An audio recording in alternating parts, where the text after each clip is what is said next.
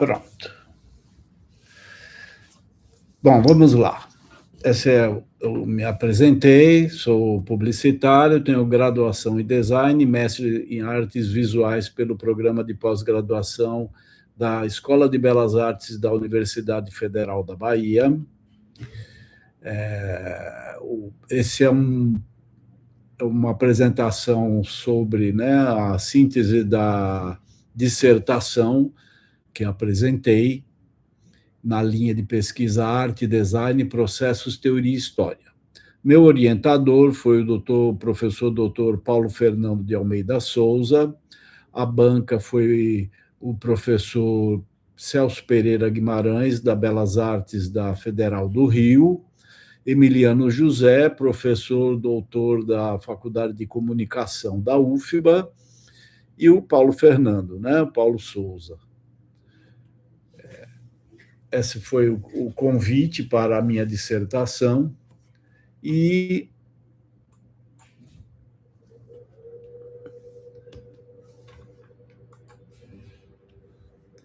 está aí a temática central, Arte, Design e Política, um estudo sobre a imagem do poder nas campanhas presidenciais brasileiras de 1989. Esse foi apresentado em 2020, na defesa da minha dissertação. Está cortando, né?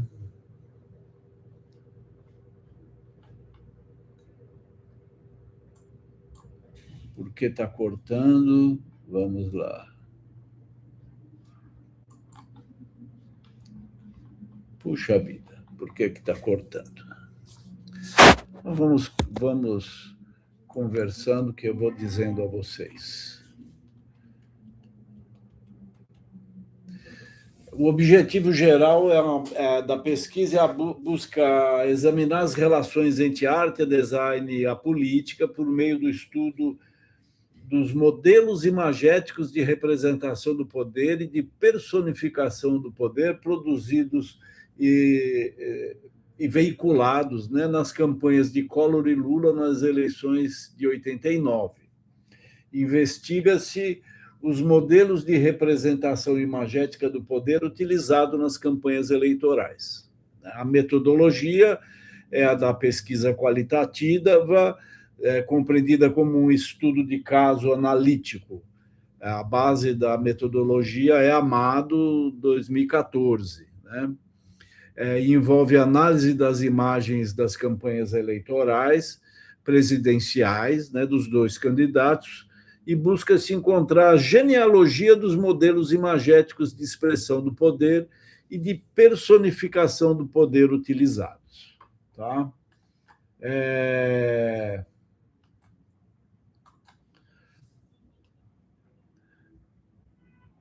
Os objetivos do estudo, né, os específicos aí, né, estudar os modelos de representação imagética do poder e de personificação do poder produzidos pela arte em períodos históricos diversos e suas funções. Por que pela arte, né?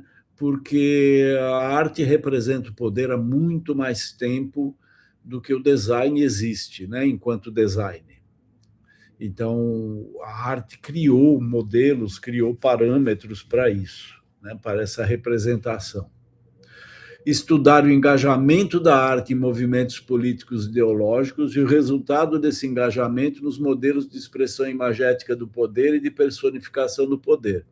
Estudar os modelos de construção das imagens do poder e do poder personificado, aplicados nas campanhas presidenciais brasileiras dos candidatos que chegaram ao segundo turno em 1989. Estabelecer a existência ou não de ligações entre os modelos de construção das imagens de poder e de personificação do poder produzidos pela arte e os modelos utilizados com esse intuito nas campanhas, né, exatamente na campanha de Collor e Lula, né, que disputaram o segundo turno.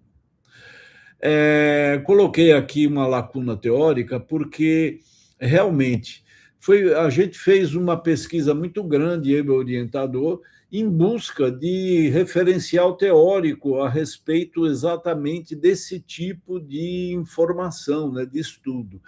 e a gente não encontrou praticamente nada, assim, objetivamente falando disso, né? Então a gente teve que buscar, eu fiz um esforço muito grande para buscar é, teorias e elementos teóricos de forma tangencial, né? Buscando referências que pudessem iluminar o caminho na busca de chegar nos objetivos que a gente se propôs, né? Nós foi colocado algumas necessidades específicas para desenvolver esse trabalho, que é estudar e definir os modelos imagéticos desenvolvidos pelo campo da arte na história. Foi uma pesquisa muito grande. A aquisição do repertório imagético dessa representação, né, do poder e da personificação do poder produzidos durante a história da arte. Estudar o contexto em que a campanha presidencial se desenvolveu, era importante entender o contexto em que ela aconteceu, o contexto político, social que o país vivia, né? A aquisição do repertório imagético das campanhas estudadas, que é outra dificuldade, falarei um pouquinho mais disso. Entrevistas com os responsáveis pela produção imagética. Essa foi uma busca muito difícil também. Comentando a respeito disso, a aquisição do repertório imagético das campanhas foi muito complicado. A campanha de Collor, você quase não tem imagens dessa campanha. Foi preciso descobrir a pessoa, conseguir falar. Foram meses tentando falar com a agência de propaganda a Setembro, uma agência mineira que fez a campanha, até que eu conseguisse conversar com o dono da agência, que foi um dos entrevistados depois, porque ele foi o coordenador da campanha de Collor durante um bom período, foi ele próprio que conduziu a campanha. No segundo turno, houve uma troca, né? Houve um rearranjo de profissionais, mas ele continuou sendo responsável. E a própria agência, nem os cartazes mais eles tinham. As peças gráficas, eles praticamente, assim, na verdade, eles não tinham nada. O que ele me mandou, depois de muito custo, foi um DVD com alguns vídeos, né? Uma boa quantidade que dava para estudar a imagética da televisão, né? Mas foi muito difícil, foram meses para conseguir isso. Já a campanha do Lula é muito bem historiada, digamos assim, né? Eles têm um arquivo muito grande dentro da Fundação Perseu Abramo, que é a fundação do Partido dos Trabalhadores, né? Eu fiquei muito grato, sou até hoje muito grato, e fiquei muito feliz de saber que o partido tinha um repertório, né, muito grande guardado, né, um arquivo gigantesco. Eles têm peças gráficas do folhetinho até as peças maiores. É muito interessante, se alguém se interessar, a Fundação Perseu Abramo, eles realmente têm um arquivo gigantesco, né? Os programas de televisão, eu consegui também vários dos programas de televisão, tanto do primeiro como do segundo turno, que foi muito importante, porque existe uma mudança gradual não, né? Existe uma mudança bem acentuada da linguagem na televisão do primeiro para o segundo turno na campanha do Lula. No de Collor, não. Mas, continuando, voltemos agora para a pesquisa sobre a imagem do poder, né? As expressões imagéticas do poder na história da arte. Para o Didi Huberman, né? Eu usei muito o Didi Huberman também, imagens sobreviventes, passado, presente e futuro. Né? O Didi Huberman diz que sempre diante da imagem estamos diante do tempo. E diante de uma imagem, por mais antiga que seja, o presente nunca cessa de se reconfigurar. Diante da imagem, por mais recente e contemporânea que seja, ao mesmo tempo o passado nunca cessa de se reconfigurar também, né? Visto que essa imagem só se torna pensável numa construção da memória. A imagem tem frequentemente mais memória e mais futuro que o ser que a olha. A imagem vai durar. Ele chama as imagens de imagens sobreviventes, né? O nosso estudo chegou a um padrão, né, de modelos de representação do poder, né? Foi definido que existe, a gente vai acompanhar aí, o modelo tradicional e o modelo vanguardista. O modelo tradicional é um modelo que vem desde a antiguidade, ele foi sendo construído até o final do século XIX, até hoje ele ainda perdura. Né? No começo do século, com a chegada das vanguardas artísticas, houve uma mudança, houve uma possibilidade da representação do poder e da personificação do poder um pouco diferente, né? Então, a gente viu que existem dois modelos, o tradicional e o vanguardista. O modelo tradicional, a gente foi atrás das imagens, tudo, né? E buscamos observar os modelos de representação do poder produzidos no campo da arte em vários momentos históricos, né? Que são anteriores às vanguardas artísticas, do final do século XIX, começo do século XX.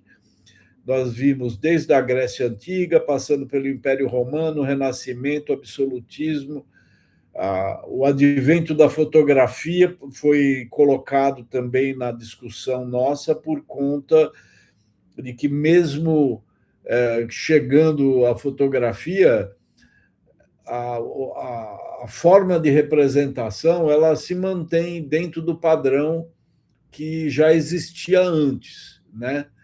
Um dos elementos que a gente estudou particularmente foi a questão do dinheiro, né? Porque o dinheiro, na verdade, ele é uma representação do poder do próprio Estado, né? Ele representa o poder de uma nação, de um Estado. Então, e ele tem uma questão visual, imagética nele. E aí a gente buscou olhar com carinho isso, porque é uma forma da gente encontrar essa representação do poder, inclusive do poder personificado. O Didi Huberman chama essas imagens, como a gente viu, de imagens sobreviventes. O Aby Warburg, que é um outro historiador da arte, crítico da arte, filósofo da arte, ele chama de imagens fósseis. Eles têm o mesmo sentido, tanto o Didi Huberman com suas imagens sobreviventes e as imagens fósseis de Aby Warburg. Aí a gente pode ver bem na antiguidade, né? Ainda está misturando gregos e romanos, né? O tipo de representação da personificação do poder, ela é muito parecida, ela busca trabalhar dentro de um modelo. A gente pode observar dentro dessas imagens o formato de representação, né? Como se busca. O semblante do personagem, todos têm mais ou menos o mesmo tipo de abordagem estrutural, visual para o poderoso, né? Digamos assim. Autores como Umberto Eco e o Gombrich, né? Eles ressaltam muito a importância dos elementos simbólicos e dos detalhes construtivos, né, da imagem na representação do poder. O Gombrich diz que os veludos e damascos, em seus vários e ricos tons, aumentam a atmosfera de pompa e poder. Humberto Eco lembra que um ornamento feito de ouro e de pedras é uma coisa admirável, e a riqueza das cores, o esplendor das pedras, das gemas, são um signo de poder, logo objeto de desejo e maravilha. Isso é muito significativo, né? Ele também diz que o poder encontra sua manifestação exemplar nas armas, nas armaduras e no fausto vestiário, né? Vestuário.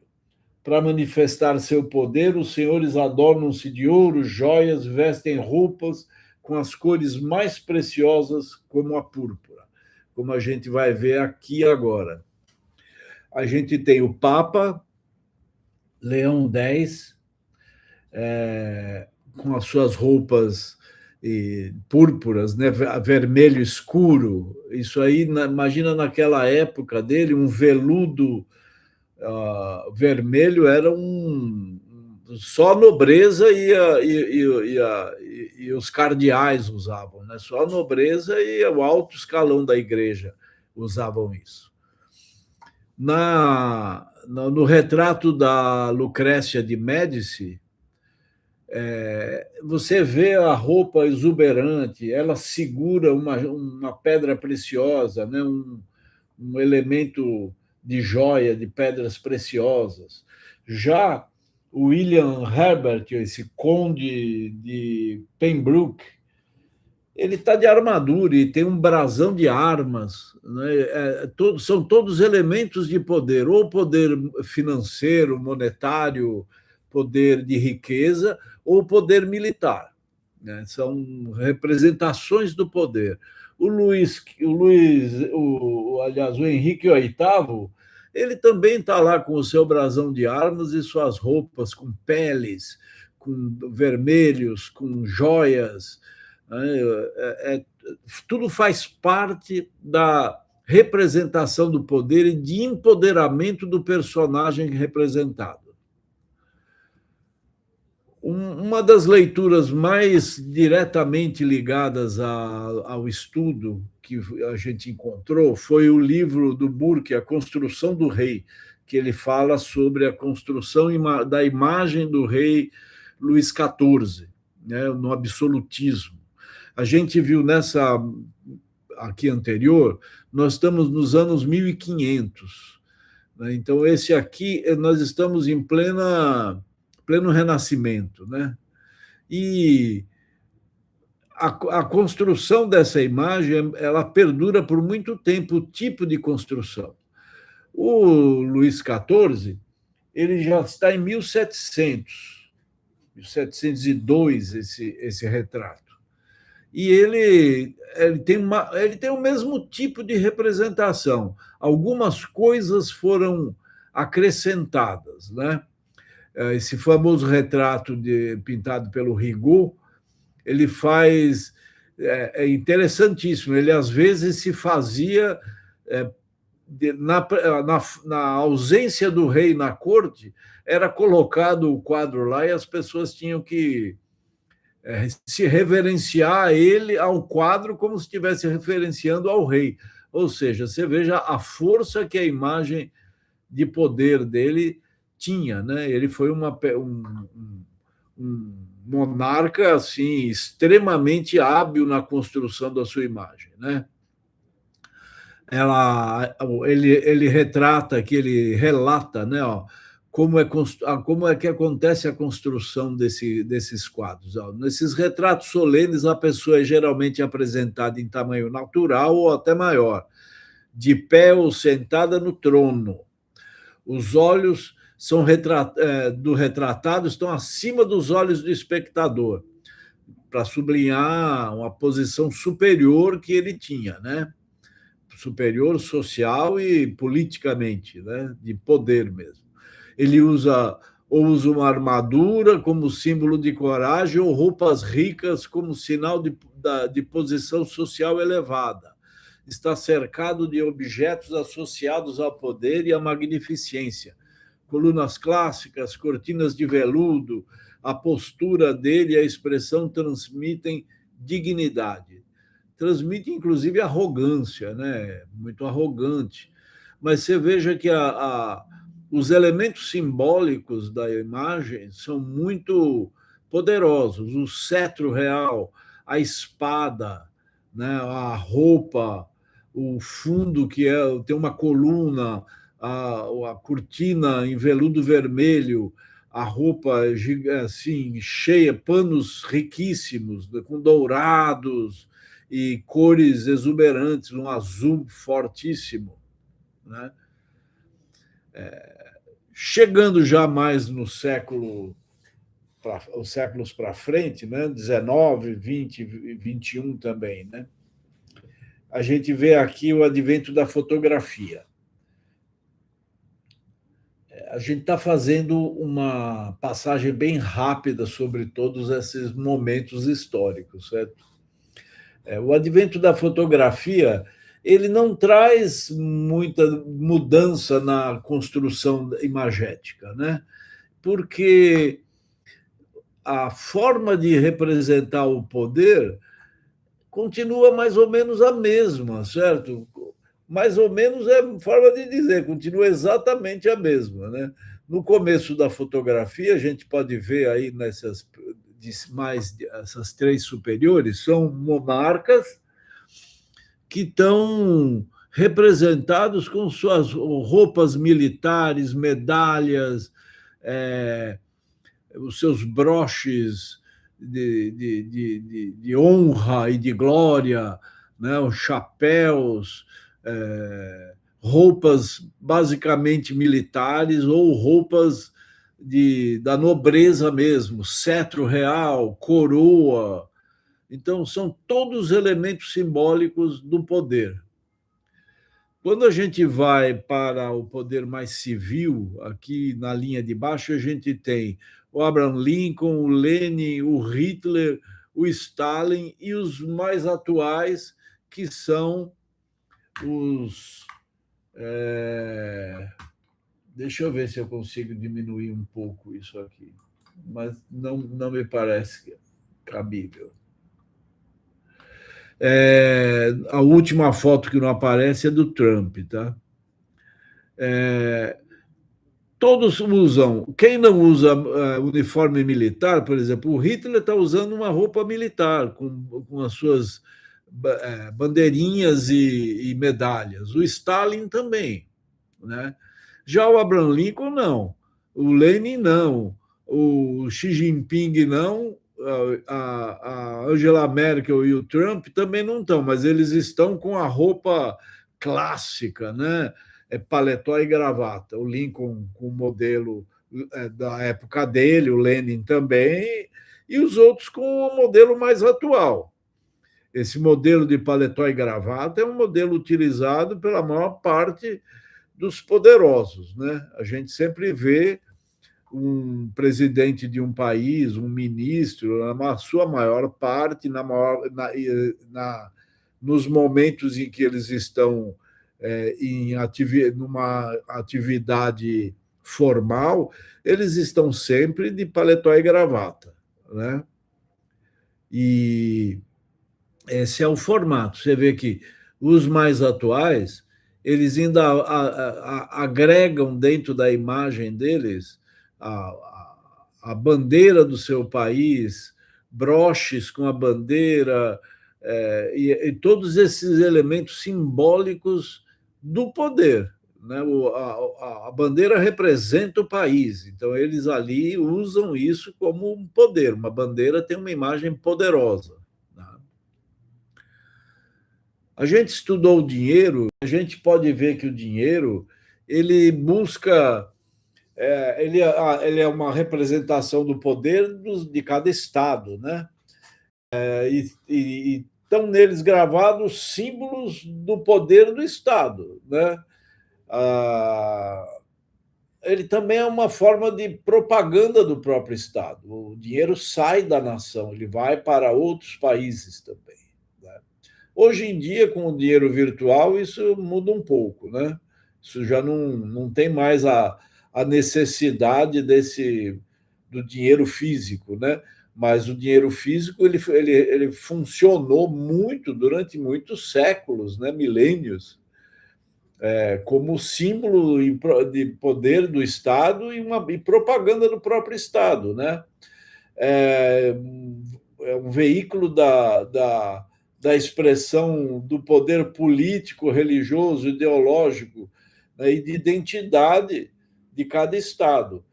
Usa-se nas moedas heróis, figuras, brasões de armas, né?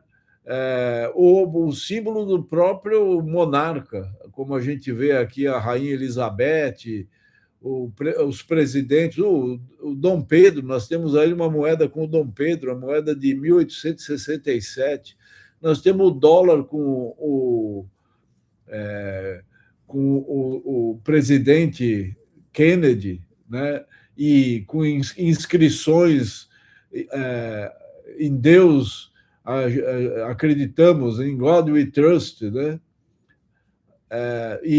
O verso da moeda americana ainda tem o brasão de armas dele, que é a águia, aquela águia com armas, com flechas, né?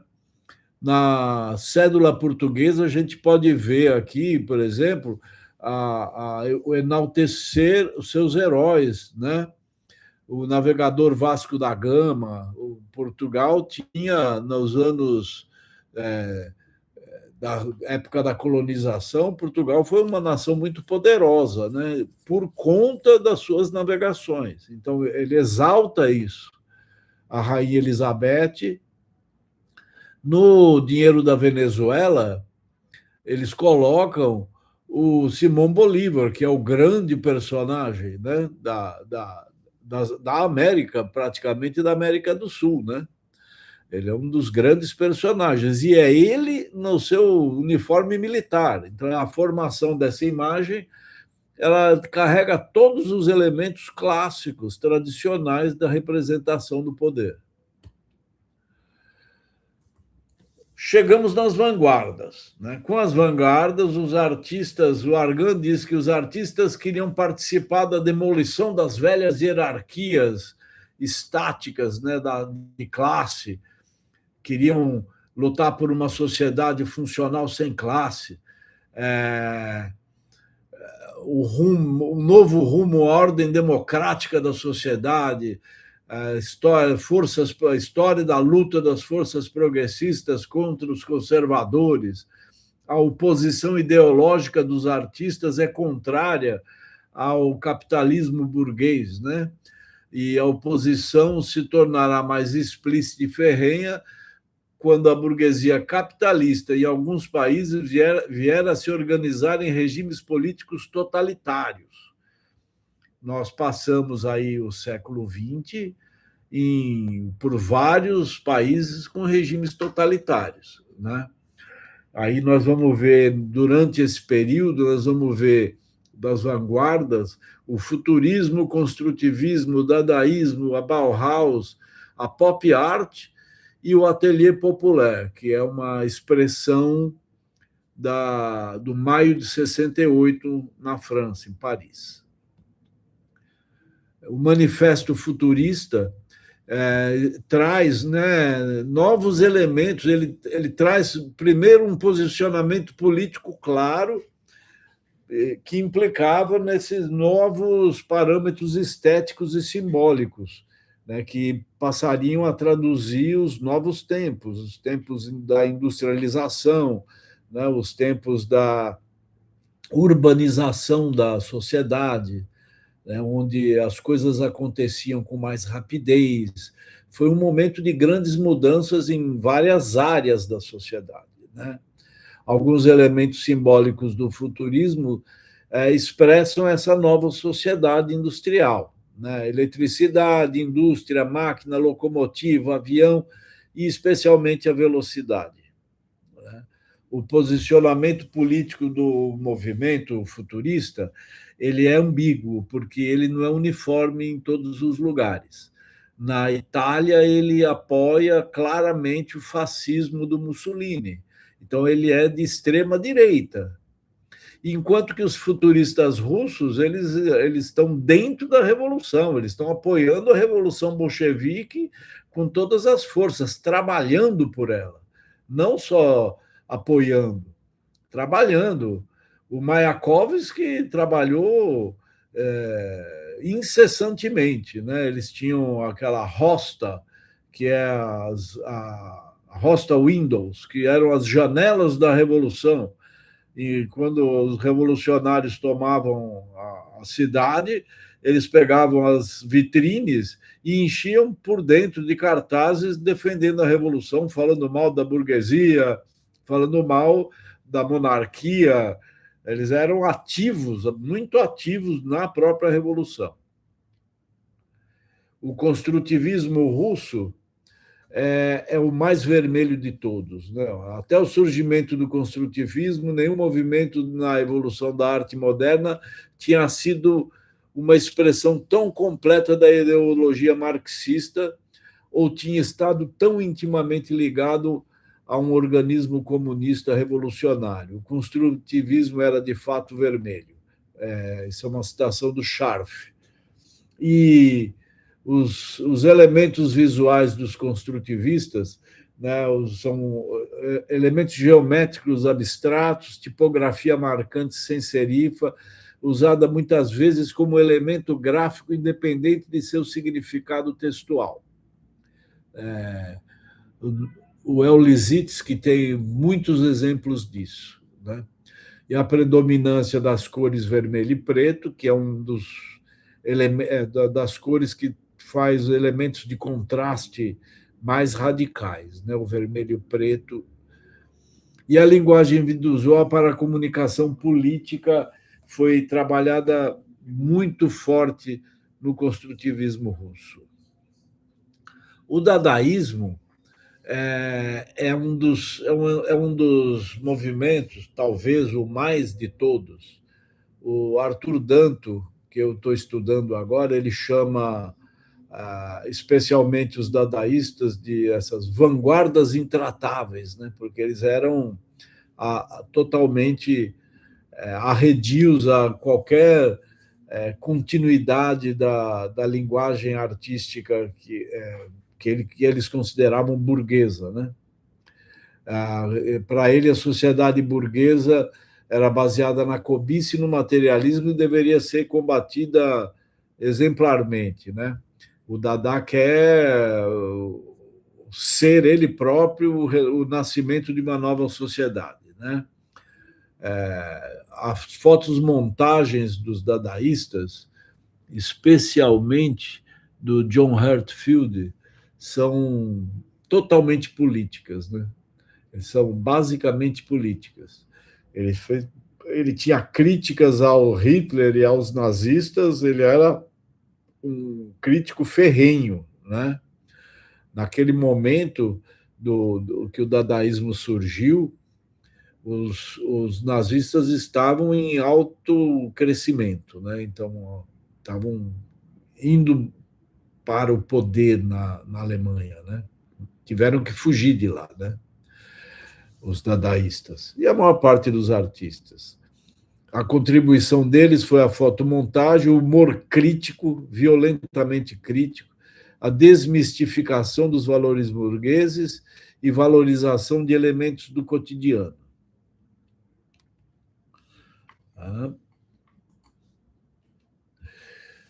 A Bauhaus ela é fruto de política, né? A Bauhaus ela nasce dentro de um universo de política, né? Mercado, economia, tudo ligado para a criação da Bauhaus. A Bauhaus ela nasce em função da economia, da tentativa de vender o produto alemão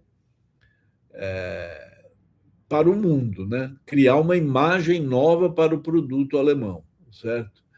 Ela foi, apesar disso, ela foi muito criticada pelos nazistas, né? Que consideravam ela um manto de comunistas. Porém, os próprios nazistas também usaram a sua linguagem a linguagem visual criada pela Bauhaus para ter um aspecto de modernidade do sistema nazista, né? A sua propaganda tinha elementos góticos antigos, mas também tinha elementos modernistas para ele poder se mostrar como um sistema moderno, né? Algumas das contribuições a gente tira aqui, ó, tipografia sem serif, grid de diagramação, clareza e legibilidade. Isso são elementos para a observação e análise do design, né? A metodologia projetual, a sistematização de elementos e técnicas de outros movimentos, a aplicação de conhecimentos interdisciplinares. A Bauhaus tinha muito essa questão da interdisciplinariedade. Chegamos na pop art. A pop art assume a cultura de massa, todos já sabemos, né? Com uma cultura de consumo, os elementos ligados ao universo político, ao cotidiano também, coisas do cotidiano, valores da sociedade do pós-guerra e muitos dos símbolos de poder. Nesse caso, não só poder político, né? Mas quando você usa imagens como o Andy Warhol usou muito, né? Os ícones da cultura pop americana. Ele usou imagens de políticos não tradicionais, né, para os americanos, até o Mao Tse Tung, todo mundo conhece a série Mao Tse Tung dele. Ele representa o poder em vários aspectos do poder, né? Um ícone do cinema americano, uma Marilyn Monroe, um Sylvester Stallone, que ele trabalhou muito esses personagens poderosos da cultura, né? Então, ele tem muito isso. Alguns artistas brasileiros dessa época também trabalharam a estética pop, e nesse momento o Brasil já vivia uma ditadura militar, né? Então aqui o contexto em que a cultura pop começou a existir no Brasil era um contexto muito diferente do contexto americano, né? Ou europeu, ou pelo menos na maior parte dos países ocidentais. E aí usou-se também essa linguagem para fazer uma crítica ao sistema, né? Então a gente tem essa questão da luta pelo poder. Tudo está ligado ao poder, de uma forma ou de outra, ou na defesa ou na crítica, né? Eles usavam linguagem de histórias em quadrinho, personalidades famosas, personalidades políticas, símbolos políticos, né? E produtos de consumo, que é o que eles representavam naquele momento. O Ateliê Popular ele é um movimento que surge dentro do movimento do Maio de 68, que é um movimento político, e na Escola de Belas Artes da Universidade de Paris, durante o movimento, eles se reuniam e faziam cartazes que inundavam a Paris no dia seguinte. Então, de um dia para o outro, eles conseguiam produzir milhares de cartazes e colavam nas paredes da cidade. Para isso, eles passaram a utilizar uma técnica muito mais simples do que numa impressão numa gráfica, certo? Eles faziam coisas aí, nós temos vários exemplos ali em cima, os três de cima, Maio de 68, La Beauté, eu não sei se é assim que fala, e o outro que tem a mão ali que está meio cortado, eles são do Maio de 68. Eles são feitos em serigrafia, né? Em silkscreen, que é uma técnica que consegue fazer muito rapidamente uma matriz e imprimir isso muito rapidamente. Então, é a estética assim, da precariedade, sabe? Porque nós temos uma construção imagética pensando na forma de imprimir aquilo, para facilitar a impressão desse material e poder ser muito rápido. Esse tipo de arte, né? Esse tipo de construção imagética, mesmo depois, ela se tornou uma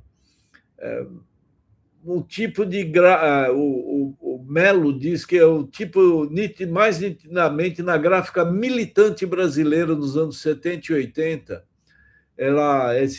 O maio de 68 é mais presente, né? Ela é uma referência maior para as, as, as, a comunicação, a construção da imagem durante a ditadura, de crítica, né? Os sindicatos usaram muito, né? Esse tipo de construção imagética que é de ilustração, menos fotografia, mais ilustração, poucas cores, você vê, é vermelho e preto, a maior parte deles é vermelho e preto. Quando tem fotografia, uma fotografia em alto contraste, que ela não tem meio tom, ela é uma coisa quase que feita na mão, né? Cor chapada e linguagem da precariedade.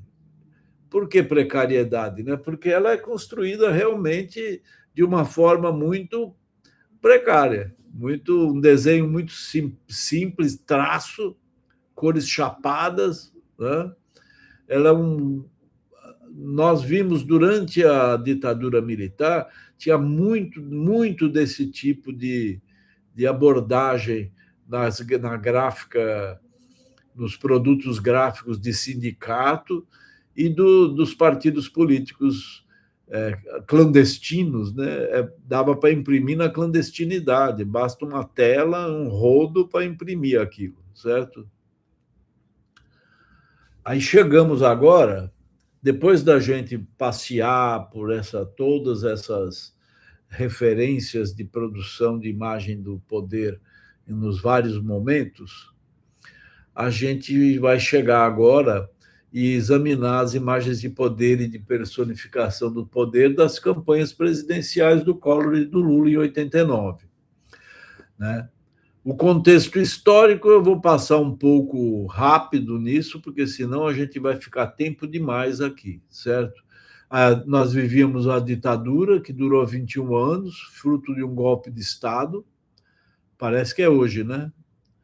Cassação de partidos políticos e mandato, implantação do bipartidarismo, repressão violenta, perseguição, tortura, morte da oposição. A instalação de movimentos de resistência, em grande parte clandestinos, né?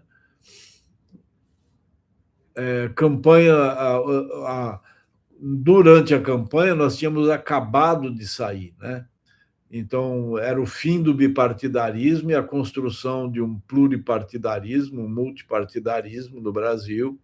Surgiram muitos partidos com o fim da ditadura, né?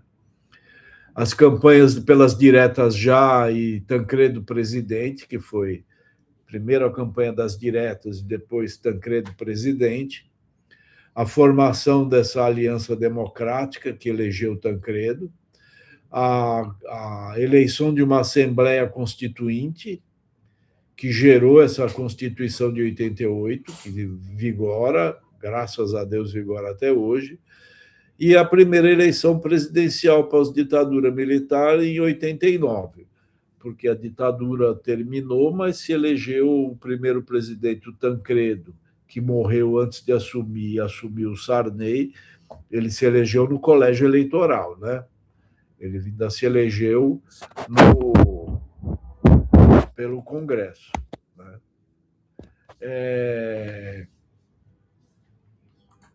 Só um segundo.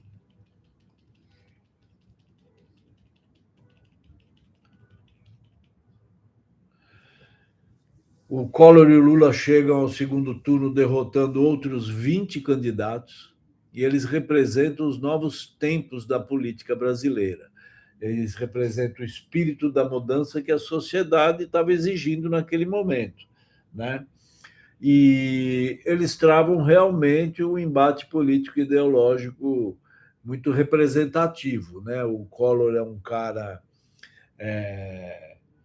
de direita, né? Um empresário, político empresário, ele vem do partido que apoiava a ditadura, ele vem da Arena e parte para a criação de um partido, né? Para ele concorrer. Ele sai da Arena, ele primeiro vai para o MDB, depois ele cria esse novo partido, mas é um representante da direita. Ele é um empresário da comunicação, ele tinha canais de televisão lá em Alagoas, ele tinha sido governador, ele já tinha sido, acho que, prefeito, não lembro exatamente agora, mas ele já tinha sido prefeito e governador de Alagoas, né? Ele tinha o perfil dos candidatos contrasta muito. E o Lula é um sindicalista, um cara de esquerda, um sindicalista defendendo a classe trabalhadora que fundou o PT, né? O Lula, acho que todo mundo conhece bem a história dele, mas é isso, né? Então, o perfil dos candidatos contrastam muito. O Collor é de família rica tradicional, ele é um economista formado, empresário de comunicação. Aí, ó, ele foi prefeito de Maceió pela Arena, o partido da ditadura. Ele foi deputado federal pelo PDS, o PDS foi o partido que, quando acabou o bipartidarismo, a Arena virou o PDS. Quem era da Arena virou o PDS. Ele foi deputado federal, depois ele mudou para o MDB para se eleger em 86, que foi a primeira eleição para governador. Ele foi pelo MDB, ele saiu da direitona e veio para o partido que era o partido de oposição, oficial de oposição à ditadura, né? Ele era o candidato de toda a direita e da imprensa, a imprensa incensava ele. Quem lembra muito bem que ele foi nomeado pela imprensa como caçador de marajás, tinha uma capa da revista Veja, que é uma revista do Grupo Abril, né? Que era uma revista de direitona, defendia a direitona, né? Nomearam ele de caçador de marajás. E ele foi candidato com o apoio total da mídia, né? Rede Globo, todas as emissoras de televisão, rádio, jornais, todo mundo apoiava o Collor. E o Lula é um contraste total, né? Ele é da família pobre, imigrante nordestino, ele era um trabalhador, um operário metalúrgico, sindicalista, líder dos movimentos grevistas, dos metalúrgicos, dos sindicatos que ajudaram a derrubar a ditadura, né? Ele foi preso e condenado pela ditadura. Ele funda o Partido dos Trabalhadores, ele foi eleito o deputado constituinte em 86, na época ele foi o mais votado de todos os deputados constituintes, né?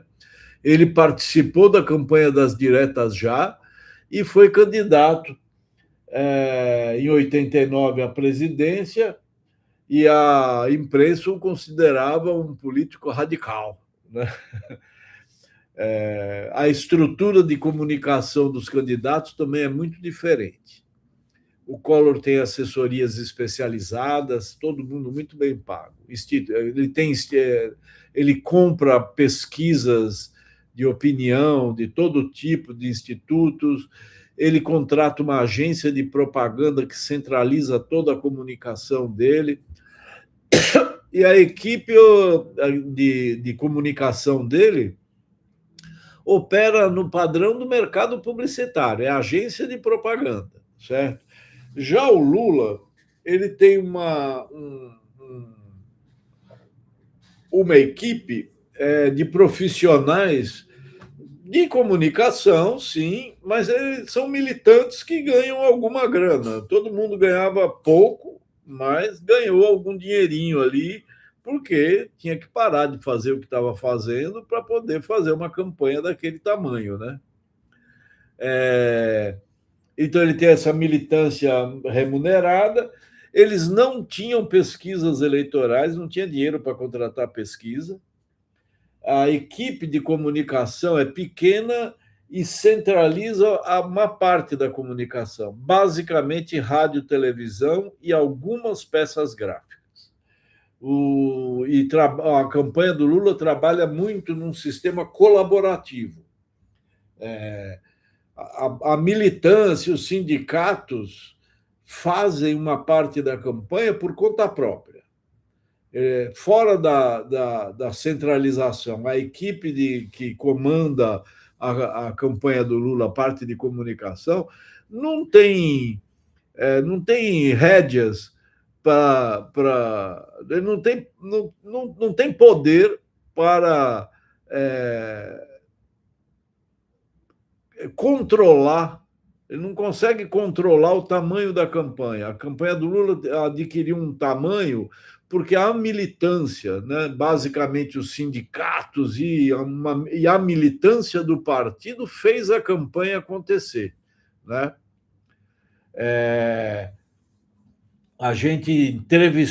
Eu entrevistei 4 profissionais, né? Os coordenadores de comunicação do Lula e Collor, o Paulo de Tarso, publicitário, era o coordenador da campanha do Lula, e o Almir Salles, da Setembro, era o coordenador da campanha do Collor. O Tony era o diretor de criação e diretor de arte da campanha do Lula, e o João Silva, ele foi o diretor de arte que criou o logotipo do Collor.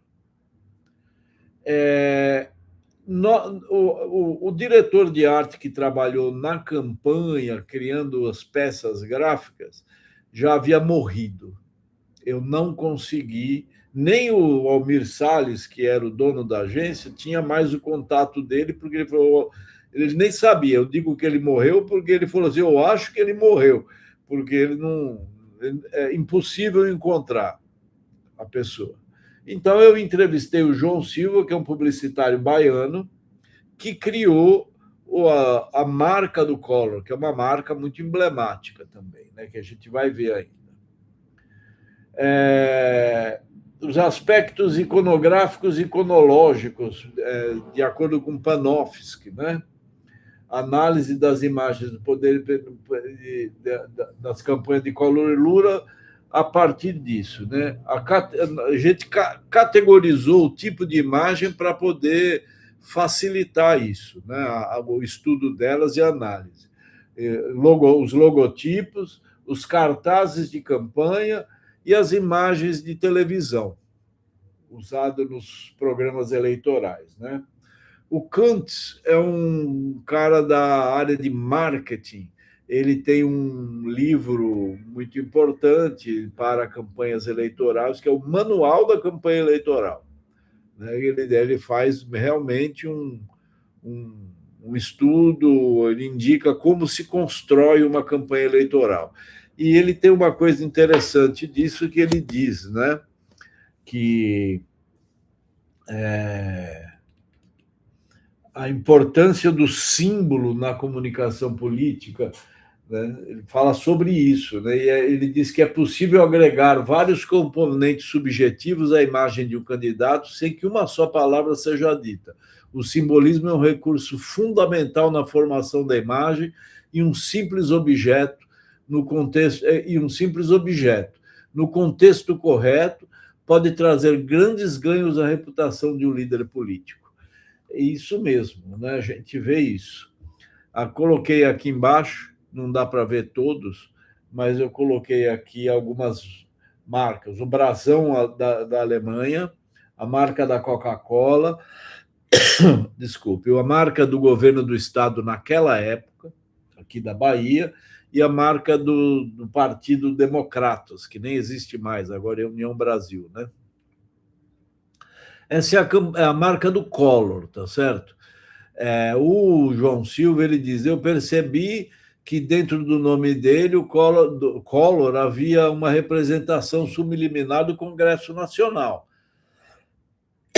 Então, na minha cabeça, com os dois Os ladeando os dois Ls, você tinha, na verdade, a imagem da Câmara e o Senado, que era a imagem que o brasileiro tem associado ao poder político no país, tá certo? Então, ele faz essa leitura que os dois Os e os dois Ls, eles lembram imediatamente o Congresso Nacional, que é um dos símbolos de poder do Brasil, né? A gente vê logo isso e fala, é Brasília, é o poder político, né? E eles têm uma ligação direta com várias questões, né? Com o construtivismo russo, que é usar letras além do seu significado textual, né? Ele como imagem. Eu coloquei embaixo aqui algumas imagens, né? A velocidade, porque uma letra itálica é uma letra que cria velocidade, lembra isso. Tem o verde e amarelo, que lembra o Diretas Já, a campanha do Diretas Já, e inclusive também a campanha do Tancredo Já também, né? Tancredo presidente usou esses mesmos dois risquinhos verde e amarelo. A última imagem vocês não conseguem ver, que é a imagem do Congresso Nacional. O logotipo do Collor é uma imagem híbrida, né? Ela amalgama os modelos tanto tradicional e vanguardista, né? Na estética do vanguardismo, ele tem o movimento e a velocidade do futurismo, o uso da tipografia para expressar as ideias e conceitos que transcendem o textual do construtivismo russo, e a tipografia é uma tipografia da época da Bauhaus, né? É uma tipografia criada, que vem da Suíça, a Helvética vem da Suíça, e ela foi desenvolvida pela escola suíça. Ela é uma letra dos anos 50, mas ela tem uma origem anterior, bem mais lá atrás, né? E os elementos simbólicos são tradicionais, né? O Congresso Nacional, o verde e amarelo, lembrando as Diretas Já e Tancredo presidente, as cores verde e amarelo, e azul, porque o C, o O, os dois Os e o R era azul.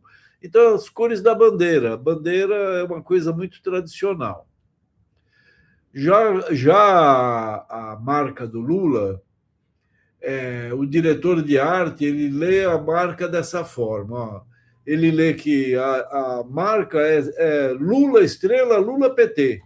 É isso que é uma informação que precisava ser passada, que a campanha era do Lula e que era do PT também. Então é isso, é o Lula com uma estrela. Ele pensa somente no que ele precisava passar, né? De qualquer maneira, ele também é ligado na Futura, que é uma letra também modernista, né? E também ele cria essa coisa do elemento da letra transcender o textual e formar uma imagem. É o A que forma a estrela, o L que forma a estrela, né? Ele tem a velocidade também, ele tem o símbolo revolucionário, que é a estrela, né? O símbolo do partido, e ele é um cometa, que também tem uma simbologia religiosa que se refere a uma estética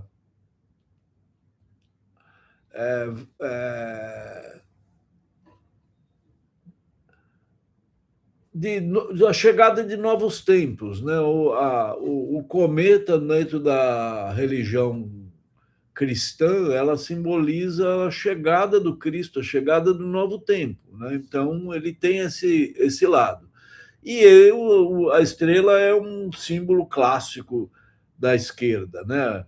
A boina do Che Guevara com estrelinha, todos os partidos de esquerda têm alguma coisa de estrela lá.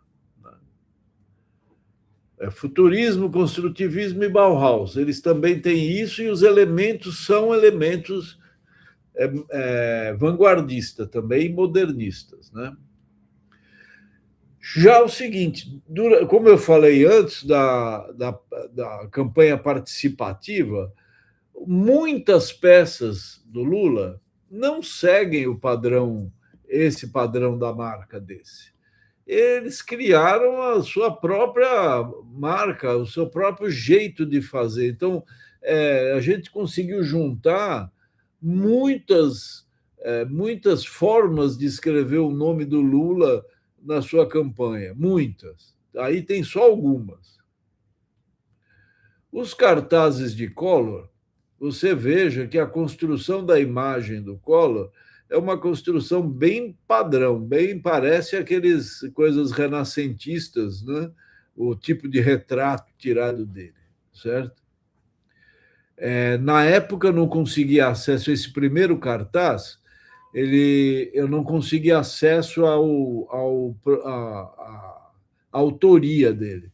Mas ele, na verdade, ele não é nenhuma foto, ele é uma ilustração de um grande ilustrador brasileiro que fazia capas de livros e cartazes de cinema, que é Benício. Se alguém tiver curiosidade, pode procurar. Cartazes de cinema Benício. Ele foi um grande ilustrador.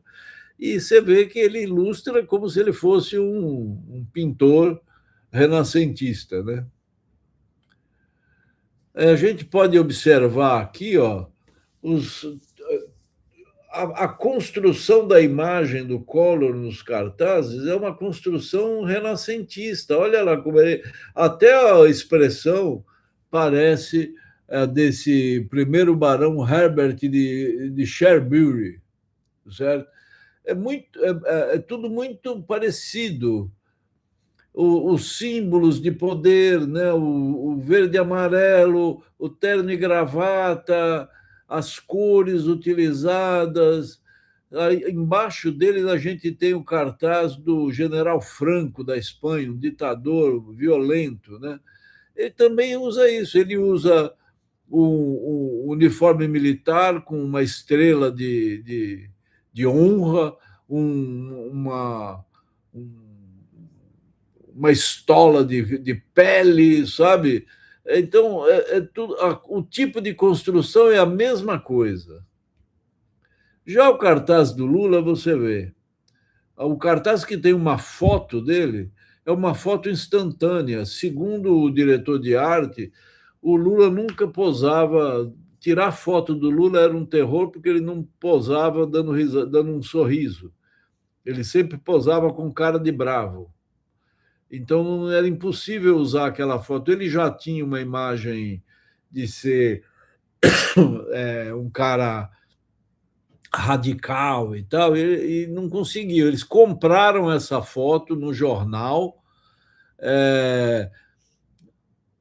de um evento. O Lula está aí de camiseta, com outras pessoas em volta, não é pousado, ele não olha para a câmera, ele não está na posição tradicional, ereto, perfeito, certo?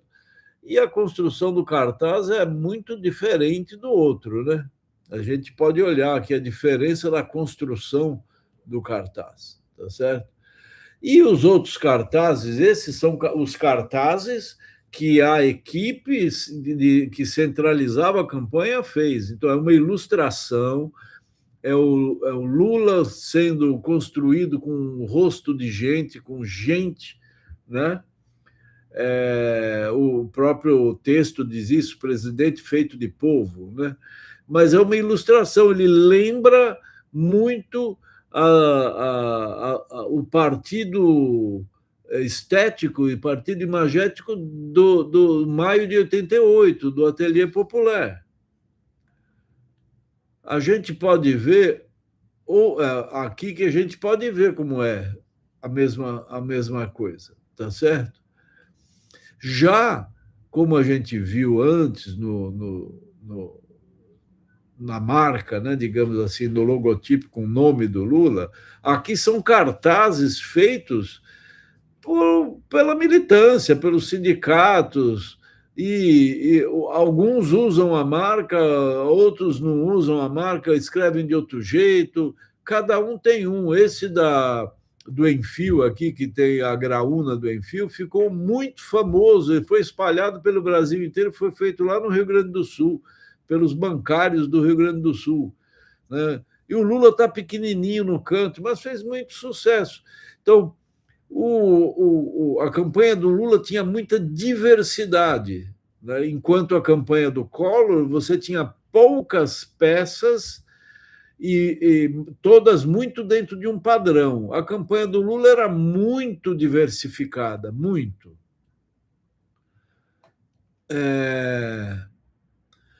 A imagem de televisão. A gente estudou o Collor em estúdio, ambiente interno, Collor em evento de rua, artistas e personalidades, elementos simbólicos e culturais, grafismos e ilustrações. No Lula, nós vimos grafismo, ilustrações de animação, Lula no estúdio, Lula e o povo nos comícios, crítica social e denúncia, e artistas e personalidades.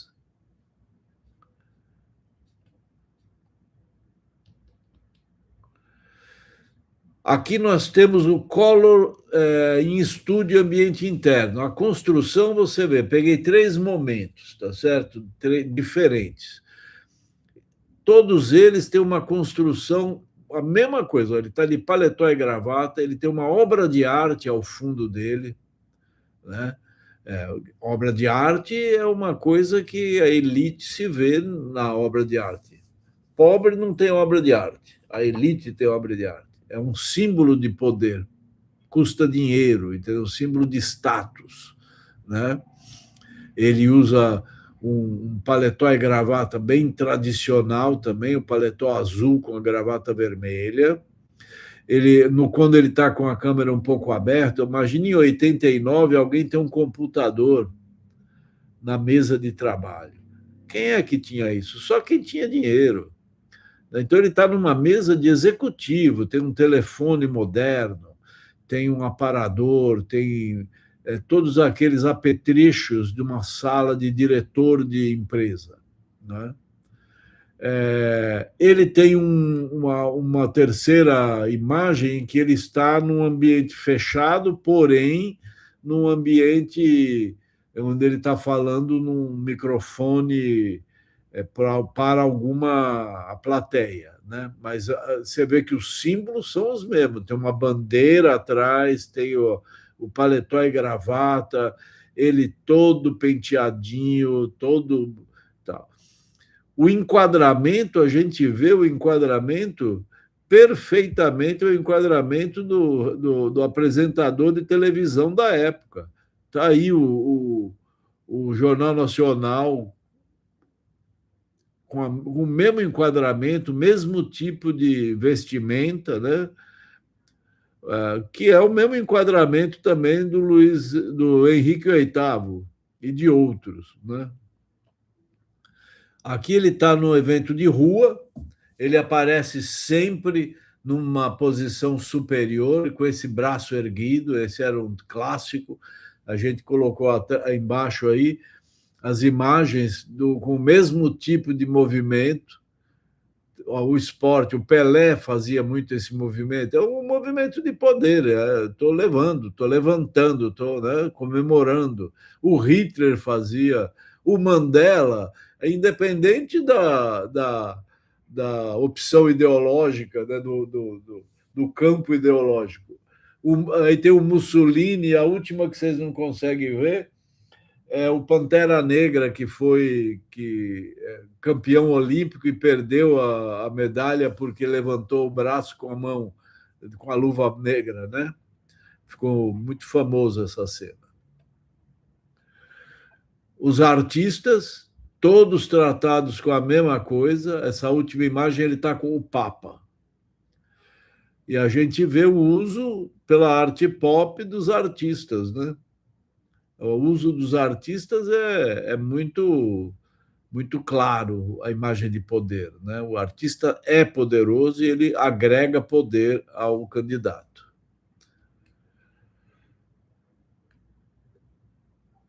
As imagens que ele não está na televisão são imagens simbólicos culturais. Então você tem a imagem de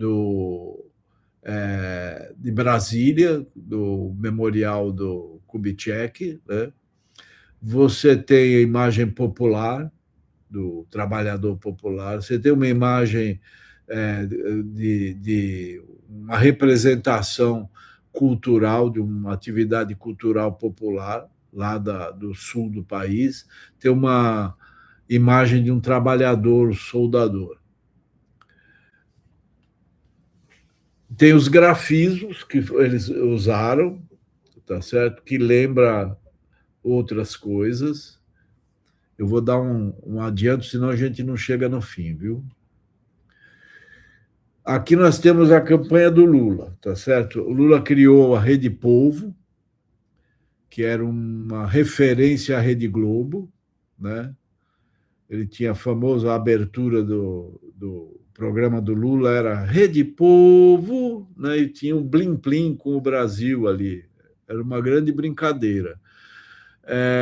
Que a gente lembra aqui, ó, a utilização das garrafas e de material comercial na arte, né? Esse aqui das Coca-Colas do Cildo Meirelles é os circuitos ideológicos, né?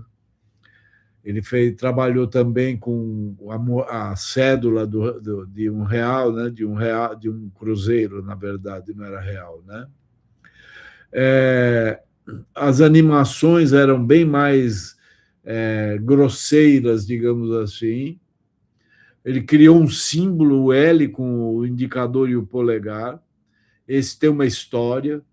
Foi um jornalista do Paraná que chegou para eles e falaram: isso aí é neurolinguagem, neurolinguística. E que eles experimentaram e deu certo. E tanto deu certo que até hoje as pessoas usam o L para falar do Lula, né? Quem é Lula levanta, faz esse mesmo símbolo toda a campanha. Isso realmente criou um símbolo do Lula, né? A continência, o braço erguido e o gestual religioso também, de fazer o sinal da cruz e tal. Então, tem referências. O Lula no estúdio, no primeiro turno,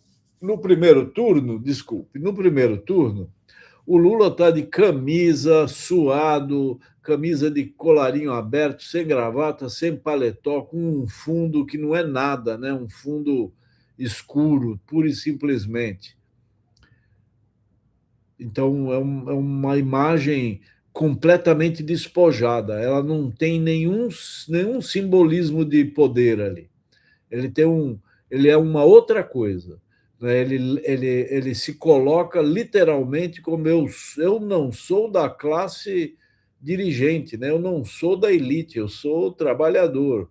É uma imagem marcante isso, porque ela não se estava acostumado a ver isso na televisão em 1989. Né?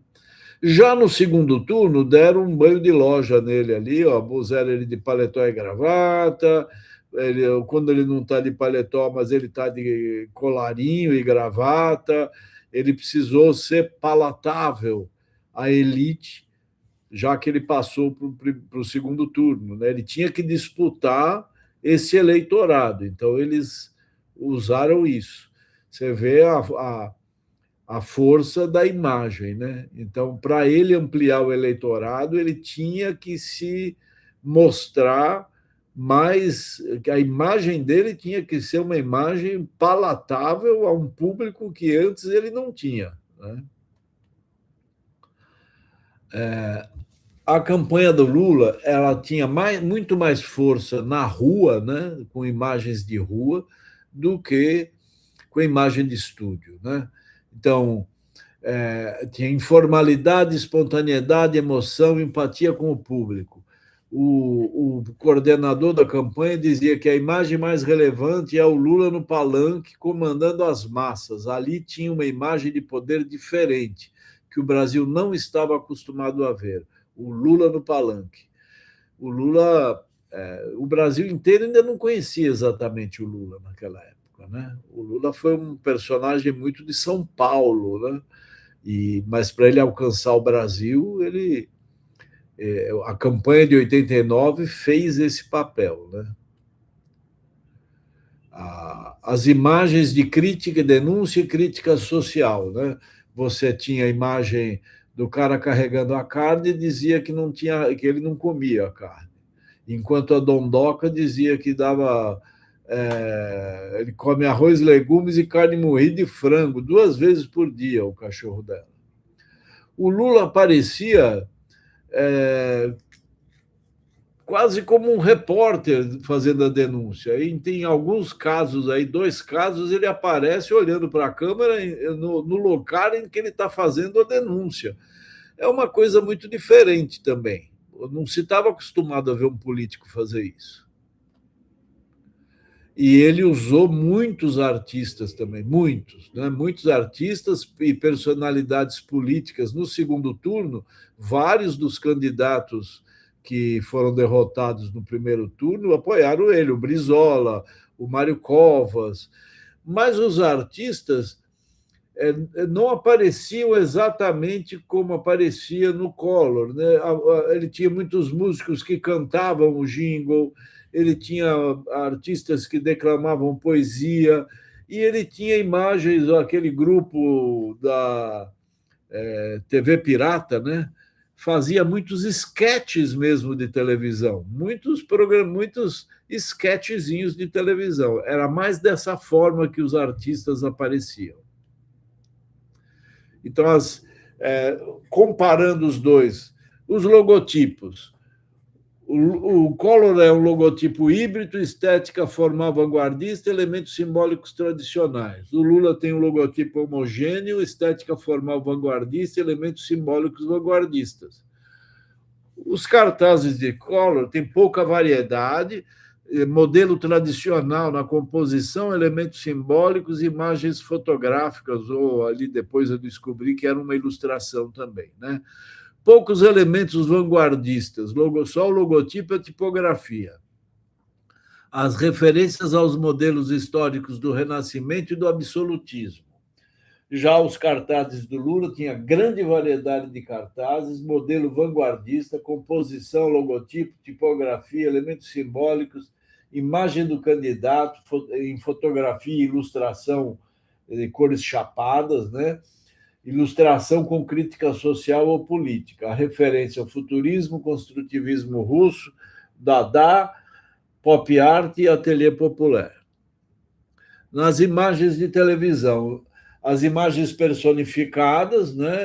A gente já viu, figurino formal, cenário elaborado, elementos simbólicos, tudo tradicional. Mesmo no evento de rua, o figurino era um pouco menos formal, com a presença do público, enquadramento estabelecendo o candidato e hierarquia entre ele e o público, né? Os artistas e personalidades dando depoimento clássico, e imagens de elementos simbólicos regionais seguem modelo tradicional. Os grafismos também têm, e animações têm estética vanguardista, mas simbologia tradicional. O gestual da campanha, tradicional.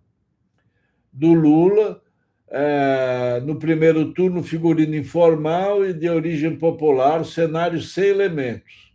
No segundo turno, controle da imagem, figurino formal.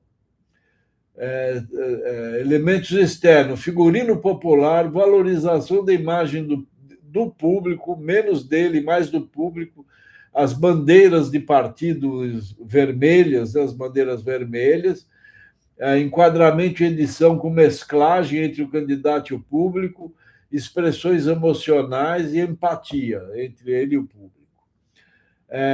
Imagem do candidato como repórter, buscando credibilidade do jornalismo, né? imagem de artistas e personalidades, modelo vanguardista, com uso de sketches e paródias humorísticas, grafismos, ilustrações, estética formal e simbologia vanguardista. Gestual de campanha segue o modelo vanguardista. As considerações finais, né? As campanhas do Lula e Collor apresentam imagens de vários tipos, né? De imagem de poder de vários tipos. Existe relação entre elas e as imagens produzidas pelo campo da arte. A gente pode traçar muitos paralelos entre elas. O modelo de representação imagética do poder vanguardista difere do tradicional, tanto na estética formal como no repertório simbólico, e se liga ao universo político de contestação. O modelo tradicional está entranhado, né, na nossa cultura visual, mas ele continua mantendo sua força expressiva, especialmente na personificação imagética do poder, sendo utilizado por personalidades e instituições em todas as áreas. A imagem do poder das campanhas eleitorais são imagens sobreviventes, ou imagens fósseis, né? Ele revela o passado, sua origem, e permanecem vivas e eficientes. Tanto o modelo tradicional como o vanguardista faz parte da nossa cultura visual e da comunicação política, e a comunicação eleitoral também. E eles são decisivos como elementos de formação da imagem dos candidatos, né? Eles são a base, né, da imagem das campanhas eleitorais. São essas imagens de poder, são a base. A gente olhar as campanhas de deputado, por exemplo, são todos muito formais, muito tradicionais, né? A campanha desse ano que vem aí, a gente vai ver isso. Agora, com o advento das redes sociais, vamos ter que observar um pouco mais, mas a gente tem que ver que elas vão continuar, os elementos simbólicos não devem mudar. A conclusão que eu cheguei é que apresenta que a relação entre arte, design e política se apresenta com intensidade, né, no contexto das campanhas eleitorais. Ela é muito forte, essa relação. O que antes, né, antes era uma tarefa da arte, agora passou a ser uma tarefa do design, essa construção da imagem do poder. Porém, ela não substitui a arte, né? Mas há uma interação, uma convivência harmoniosa entre esses campos, porque o design busca nesses modelos imagéticos que já estão estabelecidos, e ele constrói a imagem dos poderosos de hoje em cima ainda desses modelos que a arte construiu, né? Tanto o tradicional como o vanguardista, né? O design ainda não estipulou algo novo dele, né? A arte ainda criou esses modelos que ainda existem e o design usa, né? O design moderniza um pouco, dá uma atualizada, mas continua usando isso. Os símbolos de poder são os mesmos, né? A gente vê que o Collor representava um espectro político oposto ao de Lula, e a sua representação imagética mostra exatamente isso, né? Mostra exatamente isso.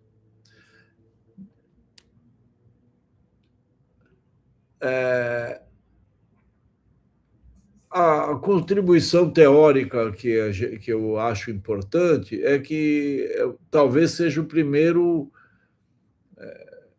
produto teórico que estudou isso, porque nós não encontramos nada, como eu disse lá no começo, né? E é isso. Tá vendo? As campanhas envolvem profissionais de várias áreas, uma campanha eleitoral, especialmente as presidenciais, envolve muita gente de muitas áreas diferentes, né? E a gente dominar essa construção imagética eu acho que é importante para todos os profissionais que trabalham nessa área, né? Então, acho que esse é um valor, uma contribuição prática para que o trabalho traz. Se alguém tiver algum interesse em ler a dissertação toda, ela está disponível na página do programa de pós-graduação. Está aí um QR Code e o link. Eu vou deixar um pouquinho. Essa dissertação, essa pesquisa, eu consegui publicar um artigo nos anais da ANPAP de 2018, ou de 19. Agora não lembro, eu vou dar de novo para vocês também, aqui, de 18, tá? É um artigo resumido só falando dos cartazes, tá certo? Então, esse aqui é o link para os anais da ANPAP, eu consegui apresentar, foi em São Paulo, no Instituto de Artes da Universidade Estadual, da Unesp, foi muito interessante. E durante a pesquisa, eu tive duas disciplinas que eu estudei, em duas disciplinas muito interessantes. Uma foi arte urbana e outra foi o que eles chamam de seminário de arte contemporânea, seminário de temas especiais, e a temática era arte contemporânea.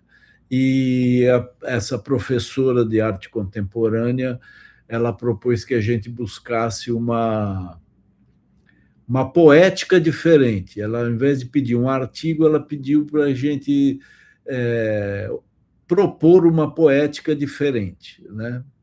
E eu usei tanto a disciplina dela como a disciplina de arte urbana e fiz um artigo que foi publicado na Visualidades, que eu falo a estética da política, reflexões sobre as manifestações políticas de rua no espaço contemporâneo da arte. Eu busco entender como considerar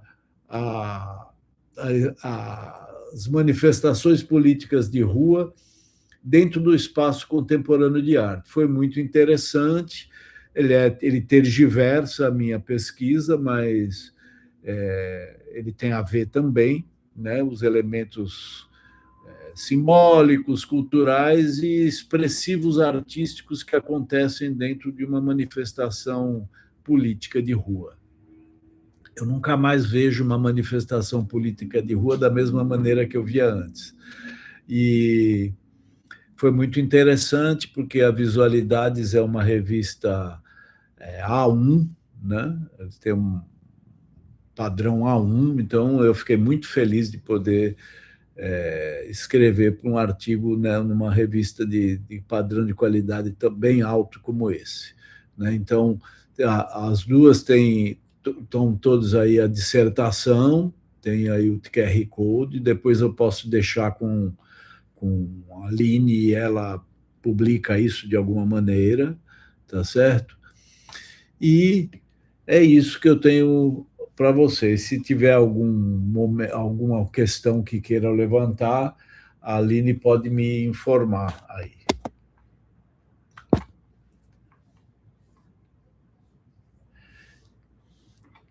Eu agradeço a presença de todos que tiveram aqui, tiveram algumas pessoas assistindo, né? Já é de bom tamanho, e eu fico muito feliz de poder colocar isso novamente. Agora vamos ver aí, o programa está me cobrando para o doutorado, eu não sei se eu vou ter tempo e disposição para isso, mas é um caminho. Vamos lá. Muito obrigado a todos. Então, acho que está na hora de encerrar, né, Aline?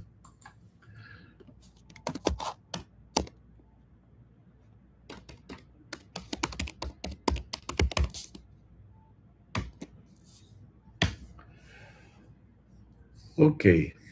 Tá bom, gente. Muito obrigado pela presença e pelo tempo de disposição de ver uma pesquisa dessa, viu? Muito obrigado mesmo, fico muito feliz. Espero outros convites, viu, Aline? Vamos ver o que a gente consegue fazer junto. Um abraço a todos.